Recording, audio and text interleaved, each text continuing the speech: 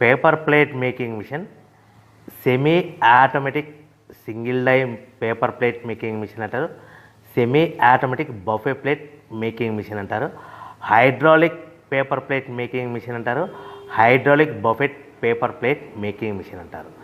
So మనం ఈ machine కొనుక్కున్న తర్వాత దీనికి వచ్చే 1 HP మోటార్ని మనం ఇంటి కరెంటు మీటర్ కాకుండా దీనికి సపరేట్గా commercial category to single phase metre తీసుకోవడం వలన భవిష్యత్తులో ఎలక్ట్రిసిటీ డిపార్ట్మెంట్ నుంచి మీకు ఎలాంటి ప్రాబ్లమ్స్ ఉండవని మంచి సలహా ఇస్తున్నాను, పాటించవలసిందిగా కోరుతున్నాను.